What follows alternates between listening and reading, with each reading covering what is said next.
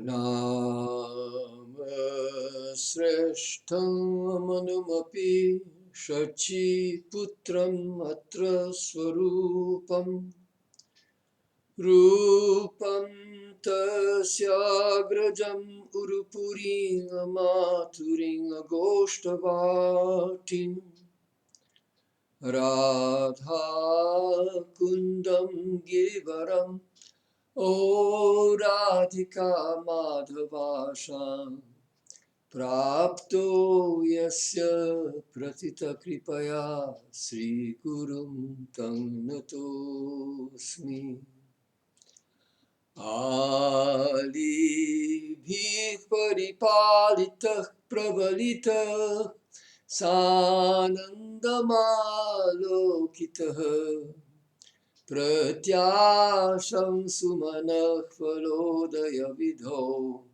samodamamoditaham Vrindaranya bhuvisara sprakasha madhura sarvatishai sriya Radha madhavayo pramodayatumam Ulala sakalpa drumaha Hare Krishna Krishna Krishna Hare Hare Hare Rama Rama Rama Hare Hare. So we're going to continue here with the Priti Sandarbha. So I hope that a few people will follow along and participate in this study of Priti Sandarbha, which I'm undertaking now. And we left off yesterday with Purusha Prayojanam Tavat Sukhka Praptir Dukkha Nivrittischa and Sri Bhagavat Prito tu sukatvam dukkha nivartakatvam chatyantikam iti. So it was saying that the atyantika, or the absolute erasure of suffering and the attainment of bliss, comes through Bhagavat Priti. So in this first sentence of the book, Jiva Goswami has really stated the entirety of his proposition, what he intends to demonstrate on the basis of the Srimad Bhagavatam. So now we continue on. The proposal was that the purpose of human life is to attain happiness and to get rid of misery, and that the absolute eradication of misery and the absolute attainment, or the complete attainment of bliss, in such a way that there is no scope for anything but bliss and there's absolutely no presence of misery, that is attainable in love of Krishna alone. So now we go on to the next portion. Now this next portion is very, very rich in content, even though it's only 4 short lines and 2 or 3 sentences. But there are several quotations, and they're taken from the Taittiriya Upanishad. So because of that reference to the Taittiriya Upanishad, this is a very content-rich portion. So he says, etad uktaṁ bhavati. So he's starting his explanation of this concept that the purpose of human life is bliss. So he says, yat khalu parama-tattvaṁ śāstra-pratipādyatvena pūrvaṁ nirṇītaṁ tadeva sad-ananta-paramānandatvena siddham. So previously in the Tattva Sandarbha especially, but also throughout the Sambandha Tattva, the 4 Sambandha Tattva Sandarbhas, it was established that the supreme absolute truth, or the parama-tattvaṁ, and this will be explained a little bit more further down here, that parama-tattva, which is the śāstra-pratipādyatvena, which is the intent of all the scriptures to establish. Right? The pratipadana means to establish something according to the text. every text has a prayojana, and so that the prayojana is the pratipadya vastu. So the pratipadya vastu is first of all the parama-tattvaṁ. So in the sambandha, you're getting this idea of what is the absolute or tattva, the supreme tattva. And that we saw was Brahmeti, Paramatmeti, Bhagavaniti, Shabdyate. But at any rate, he says that that was established first of all, but how was it established? What is the nature of that parama-tattva? The nature of that parama-tattva is sad-ananta-paramānandaṁ. So it is existing or eternally true. In other words, not ever non-existing. It's ananta, infinite, and it's parama, it's supreme. So the very nature of the supreme. So this is the first thing he's really going to establish here, is that the supreme truth is itself of the nature of ananda. It's ānanda-svarūpa, ānanda vigraha, and so on. So that so attaining the supreme truth means to attain ananda. There's no distinction between the two. This is really what's going to be explained here in the first anucheda. So śrutāvapi, so now he goes first of all starting with the shrutis. That's his first source, as is generally speaking done with any kind of text. He's going to begin with the shruti, because after all, that sarva vedanta saram hi Sri Bhagavatam ishyate, that the Srimad Bhagavatam is ultimately an explanation of the shruti. So he says, śrutāvapi sa eśa ānandasya mimāṅsā bhavati. So in the 8th Valli, what they call the anuvak, of the second Valli. So the second Valli, the Taittiriya Upanishad has 3 Vallis. There's Shiksha Valli, there's Brahmananda Valli, and then there's Bhrigu Valli. These 3 sections, and the one that's the most frequently commented on, the most frequently cited, is the middle section, which is the one that's being talked about here. This comes from the 8th anuvak of the second, or the Brahmananda Valli. So Brahmananda tells right away the meaning of that it's the Brahma Ananda, the Ananda of Brahma. So here he says that sa esha ānandasya mimāṅsā bhavati. So mimāṅsā, the word mimāṅsā, you may have come across that. You have the Vedanta, is the uttara mimāṅsā, and you have the pūrvaṁ mimāṅsā. So mimāṅsā means basically it's an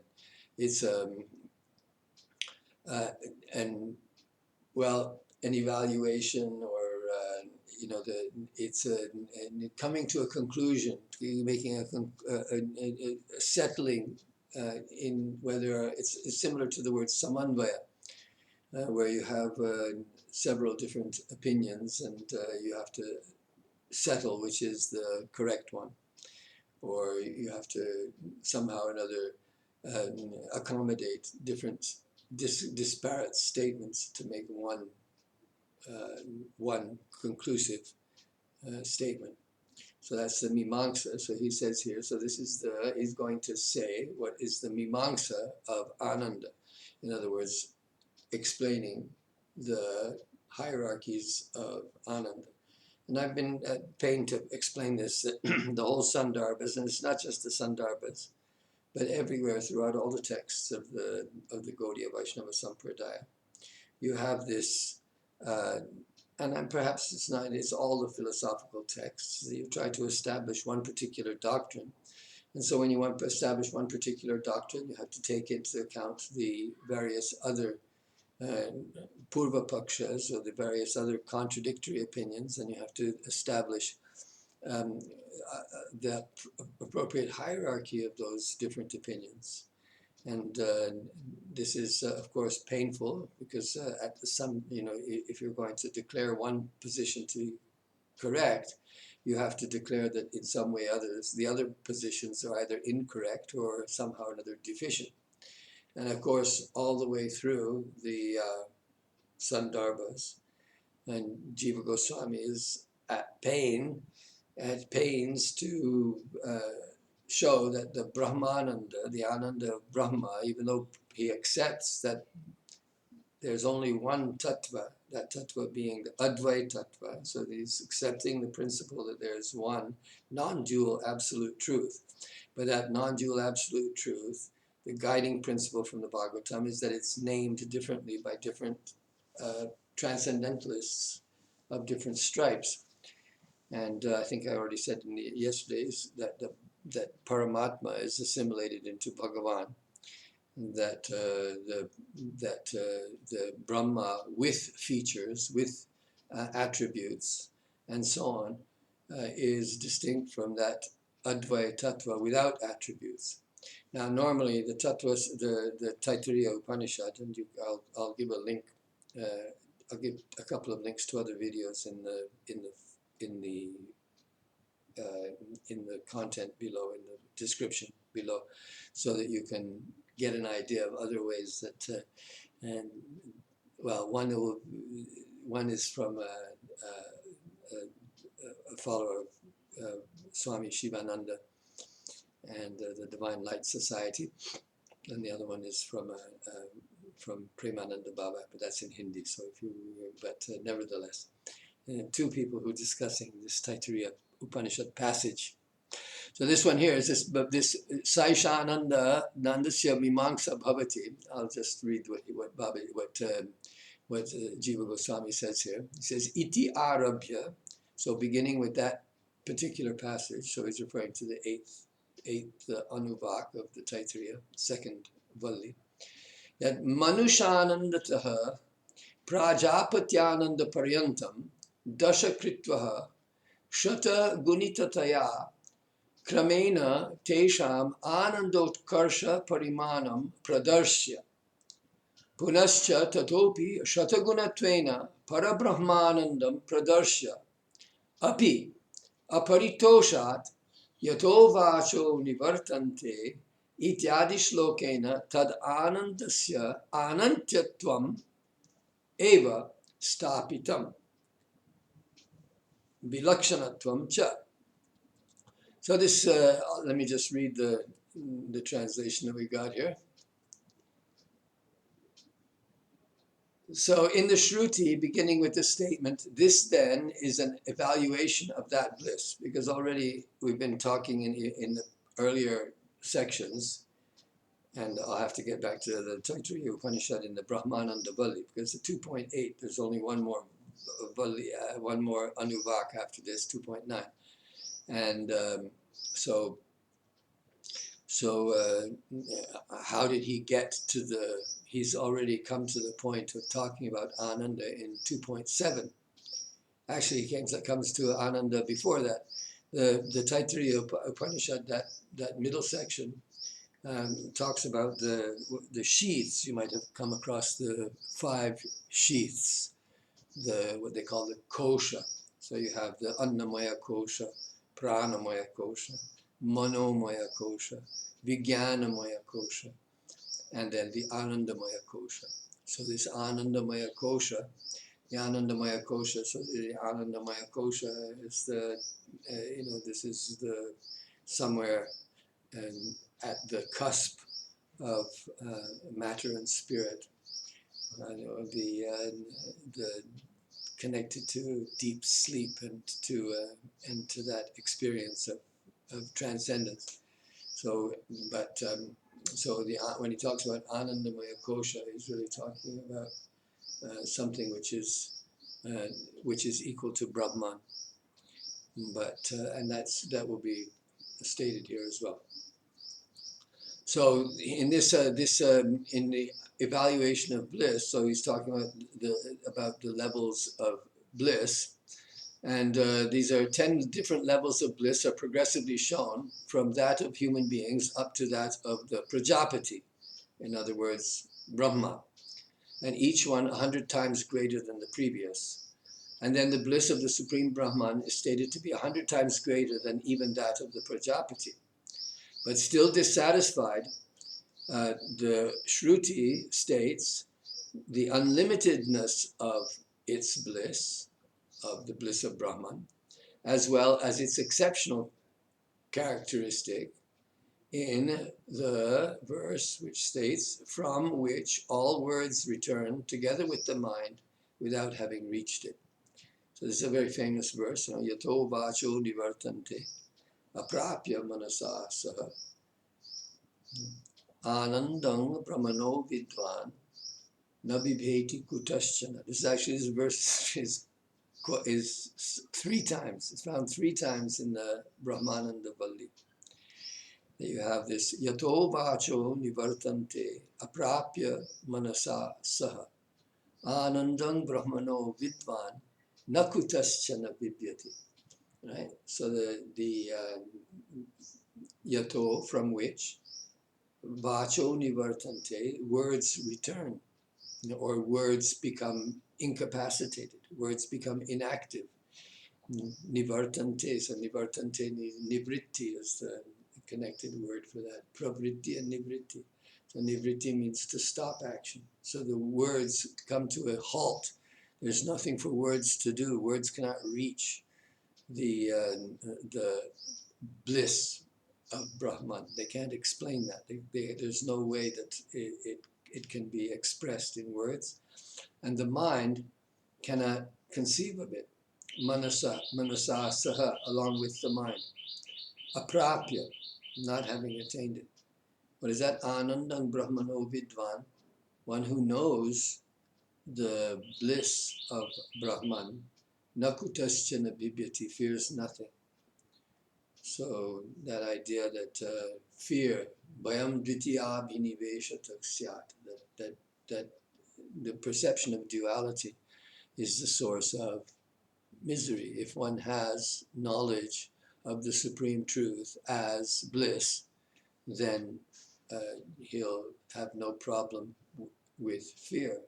So taking that all misery is based on fear, in particular fear of dying, fear of annihilation, that in one way or another all fears branch out of that one basic fear.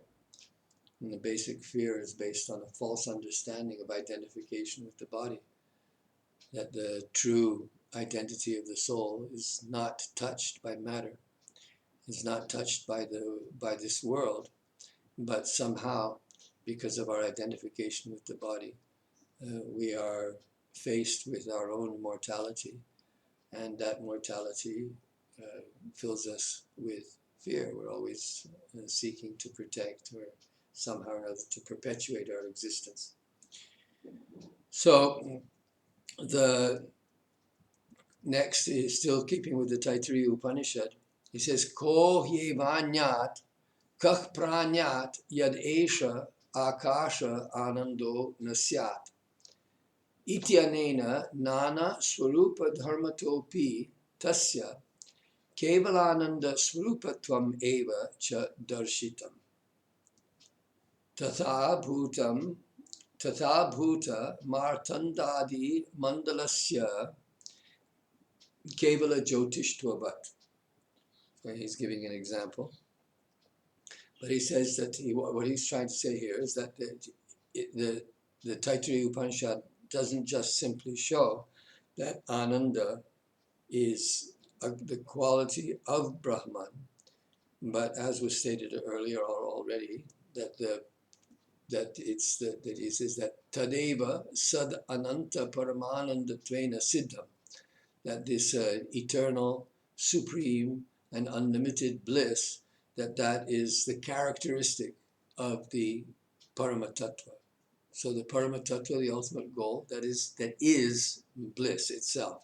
So attaining that bliss, raso vaisaha, yang hyevayam labdva anandi bhavati.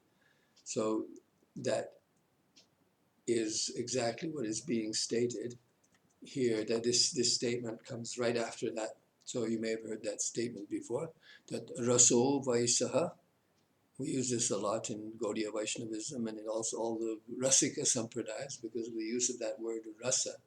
So rasa meaning flavor, or the rasa is that which attaining one feels joy, bliss. So really there's no distinction to be made between rasa and ananda. It's just a kind of a before and after, or two dimensions of the same thing. It's like saying attaining bliss, one has bliss. But if we look at it a little bit more closely, then because from the point of view of Brahmananda, right? From the point of view of the Brahmavadis who don't see any distinctions, they say that this idea of rasa and ananda, that the distinction is being made as a kind of from the point of view of the conditioned state, that one makes that distinction. But for the Vaishnavas, we don't see a distinction like that. We say that the rasa, this is the variegated nature of the Supreme Truth, and the variegated nature of the Supreme Truth is what makes what makes it anandamaya, what makes it full of ananda.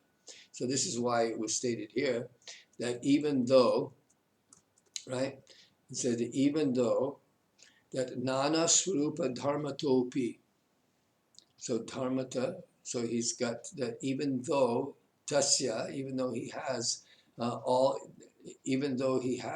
the dharmas or all the characteristics in his svarūp, various different kinds of characteristics are present there. Nevertheless, he is made entirely of bliss. So we talk about sat, chit, ananda, satchidananda. So the sat, the chit, they serve the ananda. That the sat in itself doesn't have any meaning unless we look at the presence of ananda. So the purpose of the sat is ananda. So in sat, simply in being itself, in existence itself, there is joy. Mm-hmm. But in this one, in this quote from the Taittiriya Upanishads, is ko hyevanyat kah prānyat yadesha akashe ānanda nasyat. So if ananda did not exist in the akasha, and so this is Upanishadic language, which doesn't come immediately apparent to the ordinary reader unless one is initiated in the concepts. But akasha, Shankaracharya, he gives two definitions of this akasha. One akasha is the hridaya akasha, right? The antara-akasha, the akasha of the heart. So this is an expression that's being frequently used in the Upanishads. The idea of the sky of the heart.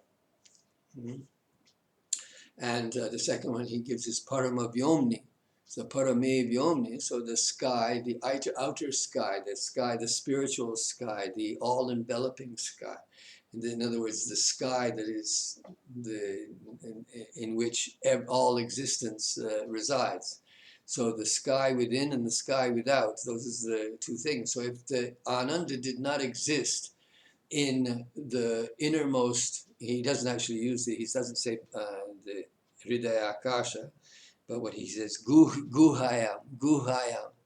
So guha is also a word that's often used to express this idea of the heart, of the inner being, the atma, the ultimate self, what is hidden in the cave, in the inner recesses of the self. So ananda, it's interesting because according to the Sanskrit sandhi, ananda could be both in the nominative case or it could be in the seventh case. So it could be in the sky. Most people, and Shankaracharya also take it as being in the sky. But so it says that who would breathe, who ko hyanyat kah prānyat, who would remain alive, in other words, who would live and breathe if there was no ananda. If there were no ananda in the sky, in the all-pervading reality that surrounds us and that exists within us. So if there was no ananda, so this can be understood in various ways, of course, and looking at the way that different people have interpreted that statement. For the Brahmavadis, of course, for the Advaitavadis, the idea is that the Ananda is already there because there's no distinction. Yeah, the Brahma is the Jiva is also Brahma, just a Brahma with upadis. So the existence itself, there could be no existence if there were no Ananda. There would be no meaning to existence. There would be no survival. Why would one continue if there were not bliss? And that's also true. But we could put it a different way. In the conditioned state, there's a hope for bliss. That if there were no, but either way, later on it'll be explained in the Priti Sandarbha that there is Jivananda. So there is, because of the finite, the infinitesimal nature of the Jiva as a part of the Supreme, that there is Ananda in the Jiva. But that Ananda is so minuscule that it's barely worth discussing, barely worth talking about. Nevertheless, we have to accept that there's some Ananda there. So that if the perception is there of joy or the possibility of joy, then the jiva goes on, life goes on. But who would live if there wasn't some hope for Ananda, or if there wasn't some perception of some Ananda, if there wasn't something that kept one alive, there wasn't something that would keep one joyful. People commit suicide. People do kill themselves when they don't see any hope left for attaining bliss, right? Just existence in itself is not enough. Consciousness in itself is not enough. One has to fulfill fulfill the meaning of existence and fulfill the meaning of consciousness by coming to the point of bliss. So this is already, I can see that we've gone on for now 27 minutes already. So I don't want to go on any further. I'll keep these ones short. But just reading a couple of sentences each day and without elaborating too much. But this hierarchy of bliss, this is certainly what we are talking about. And people like Brahmananda Saraswati. So the other quote that I was going to give here was from... let me just read the translation of that section so that you can get...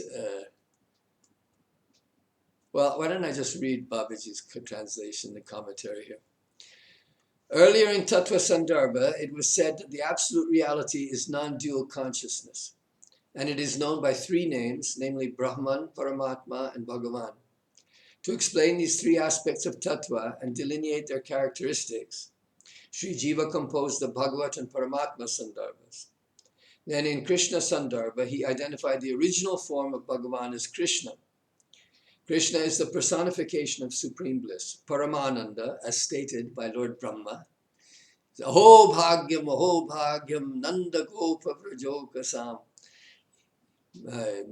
Yanmitrang paramanandam purna brahma sanatanam. Yanmitrang paramanandam purna brahma sanatanam. So there you have right away in that verse from the Bhagavatam, you see that it stated that how fortunate indeed are the residents of Nanda's cowherd community of Braja, for their dear friend is Sri Krishna, the eternal, complete Brahman, who is the embodiment of supreme bliss. So Krishna's form is eternal and unlimited. This is understood. From the statement of Shukadev, in which he describes the various forms of Vishnu manifested by Krishna, while describing the delusion of Brahma. The Vishnu forms were embodiments of the one absolute essence, constituted of unalloyed being, consciousness, and infinite bliss alone. Their infinite glory was certainly untouched, even by those who see with vision, refined by study of the Upanishads. In other words, the followers of the Jnana Marga. So this is Babaji is giving a prelude to the idea of bliss as being priti for Bhagavan and not simply attainment or sakshatkar of Brahman. Sri Jiva Goswami refers to the Taittiriya Upanishad to show that the absolute reality is of the nature of bliss. There are two ways to derive happiness. The first one is from the contact of the senses with their favorable sense object. This type of happiness is ephemeral and ultimately the source of misery. This is stated by Krishna to Arjuna. O son of Kunti, now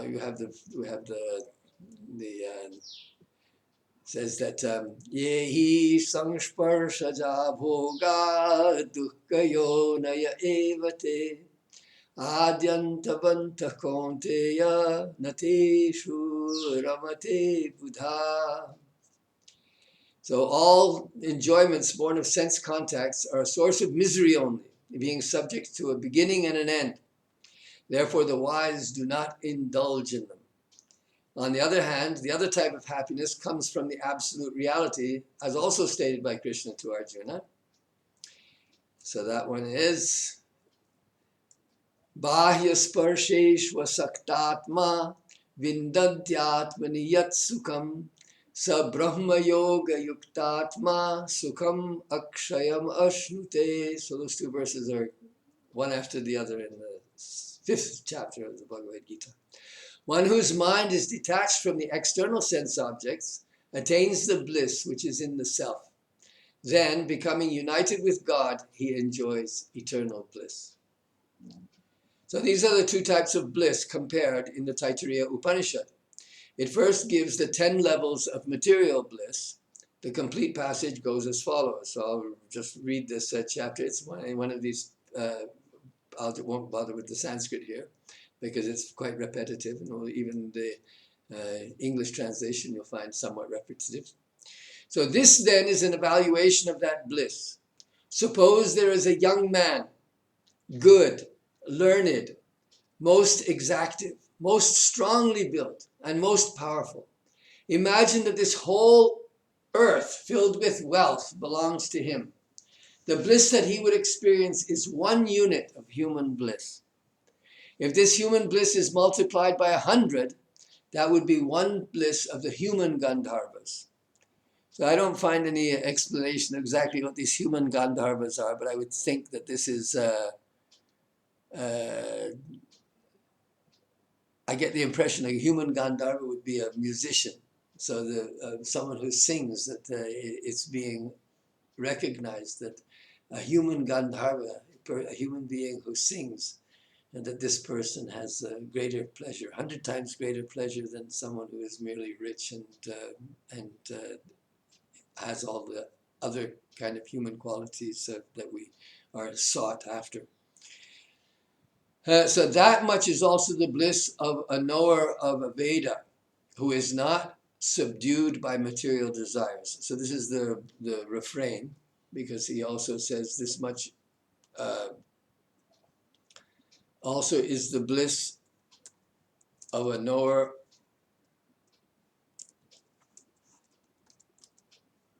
of the Veda, who is not subdued by material desires. So if this bliss of a human Gandharva is multiplied 100 times, that would be 1 bliss of the Deva Gandharvas, and also of the knower of Veda, who is not subdued by material desires. If this bliss of the Deva Gandharva is multiplied 100 times, that would be 1 bliss of the Pitris, whose world is everlasting, and also of the knower of Veda, who is not subdued by material desires. If this bliss of the Pitris, whose world is everlasting, is multiplied 100 times, that would be 1 bliss of the Ajanaja Devas, and also of the knower of Veda, who is not subdued by material desires. If this bliss of Ajanaja Devas is multiplied 100 times, that would be 1 bliss of the Devas called the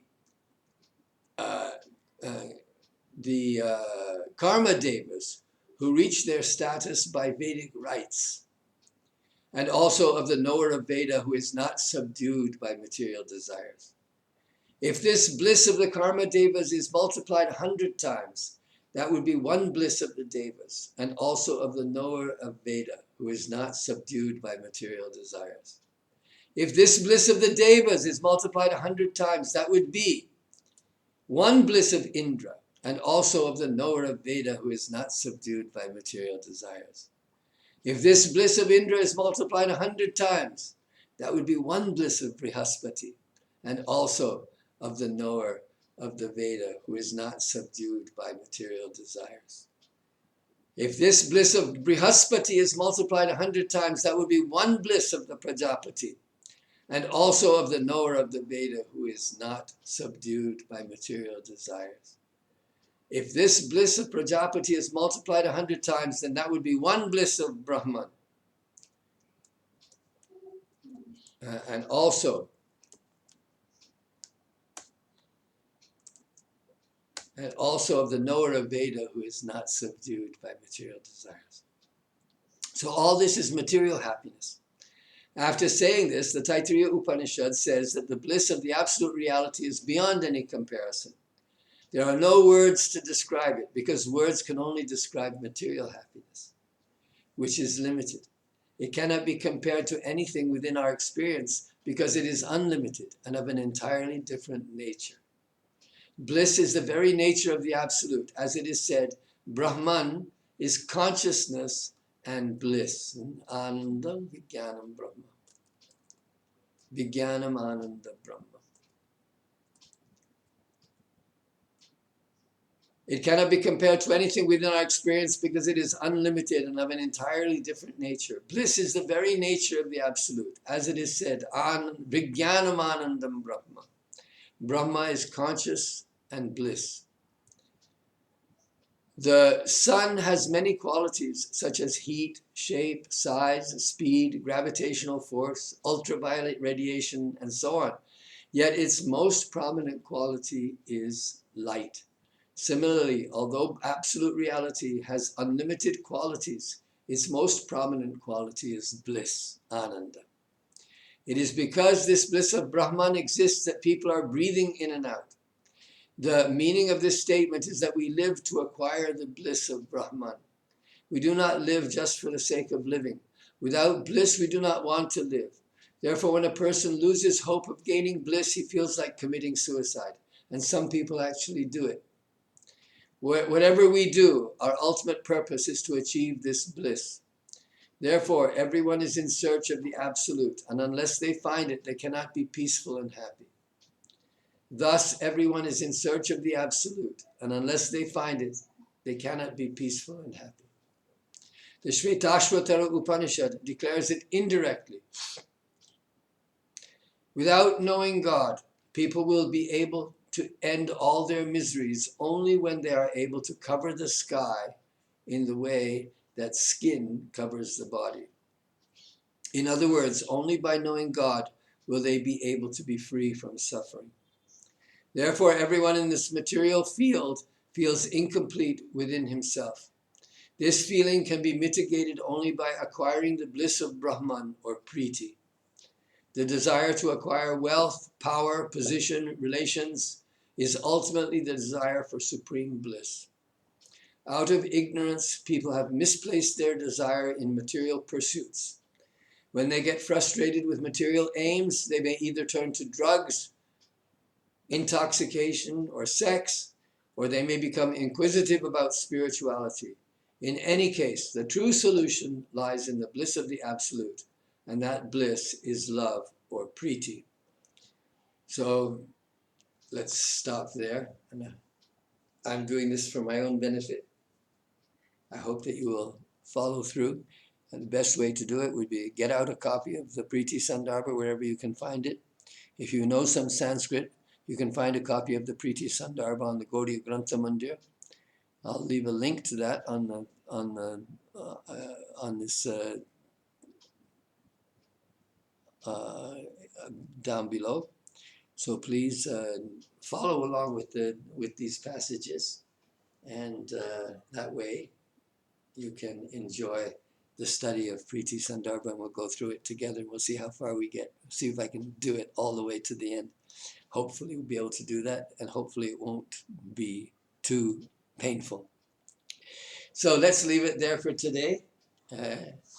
Perfect or imperfect, Om Purnam Adaha Purnamidam Purnat Purnam Udachyate Purnasya Purnamadaya Purnam Eva Vashishyate Sarve Bhavantu Sukhinaha Sarve Santu Niramaya Sarve Bhadrani Pashyantu Ma Kasyit Dukha Bhag Bhavet. Om Tat Sat. Om Shanti Shanti Shanti.